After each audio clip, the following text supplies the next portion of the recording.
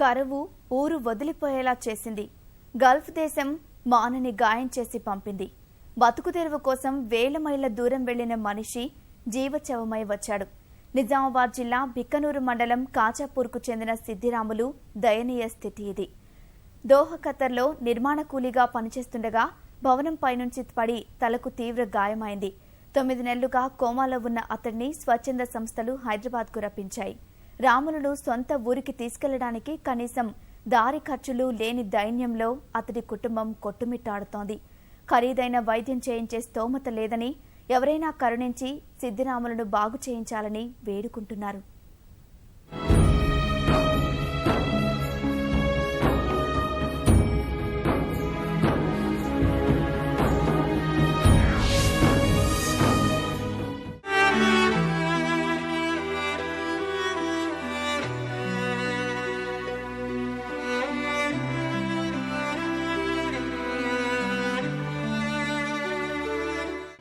విడిచి వాడ విడిచి భార్య పిల్లల్ని వదిలి బతుకు తెరువు కోసం గల్ఫ్ బాట పట్టిన అభాగ్యుడి జీవితంలో కల్లోలం.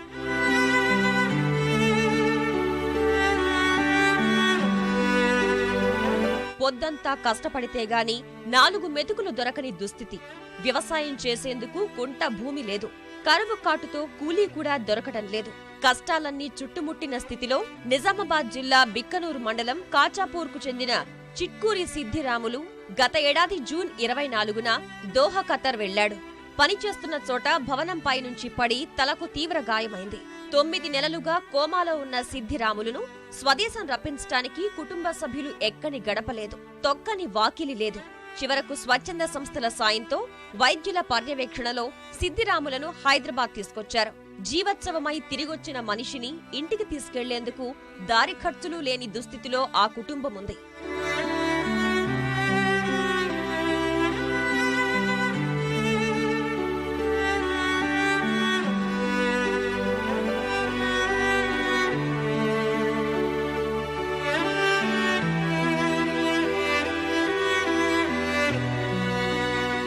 పూట గడవడమే కష్టంగా ఉందని, సిద్దిరాములకు ఖరీదైన వైద్యం చేయించలేమని కుటుంబీకులు కన్నీళ్లు పెడుతున్నారు. తమ తండ్రిని మామూలు మనిషి చేయమని రాముల పిల్లలు ఎవరు కనిపించినా అడుగుతుంటే చూపరుల కళ్ళు చెమ్మగిల్లుతున్నాయి.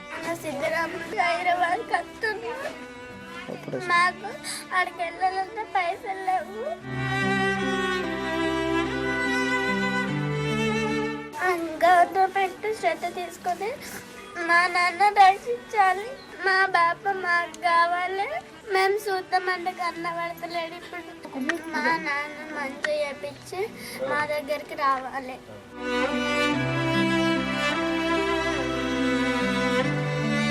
మంచిగా పట్టించుకొని దయచేసి మంచి చేపించి మా కుటుంబంలో కలపాలి. పని అప్పులు తీర్పేదానికి ఆయన అక్కడ వెళ్ళాడు, దుఃఖత్తారు వెళ్ళాడు. 9 నెలల ఇవ్వరకు కూడా మాట లేదు. మా బాపుని మంచి వేయండి, ఇక్కడ పంపించండి.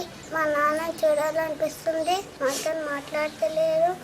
మాట్లాడియాలని కోరుతున్నాను.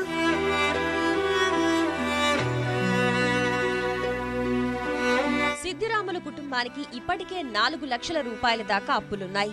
మెరుగైన వైద్యానికి 9 లక్షల వరకు ఖర్చవుతోందని డాక్టర్లు చెప్తున్నారు. ప్రభుత్వం స్పందించి చికిత్స చేయించాలని ఆ పేద కుటుంబం వేడుకుంటోంది. గల్ఫ్ దేశం పోతే బతకడానికి వీలుంటుందని చెప్పి అక్కడ వెళ్ళిపోయాడు. వెళ్ళినాక 6 నెలల 24 తారీఖు నాడు పోయిండు. 7వ నెల 22 తారీఖు నాడు అడ్డం పడి కొమ్మలకి వెళ్ళిపోయింది. బిల్డింగ్ మీద పడ్డాడని అక్కడ ఉన్న వాళ్ళు సెల్ ఫోన్ ద్వారా చెప్పారు. అప్పటి నుంచి మేము ఇప్పటిదాకా కూడా ఆవేదన పొందుతూనే ఉన్నాము. మాకు ఎవరు సాయం పడి, ఎవరైనా సహాయపడి, ప్రభుత్వం కానీ లేకుంటే ఎవరైనా సహాయపడి మా బావను మంచిగా మెరుగ్గా మాలోన సామాన్య మనిషిగా కలపాలని ప్రభుత్వం అందరినీ కోరుచున్నాం. కరువు కల్లోలానికి, గల్ఫ్ గాయానికి జీవోత్సవంగా మారిన సిద్దిరాములు తనను బతికించే వారి కోసం ఎదురు చూస్తున్నాడు.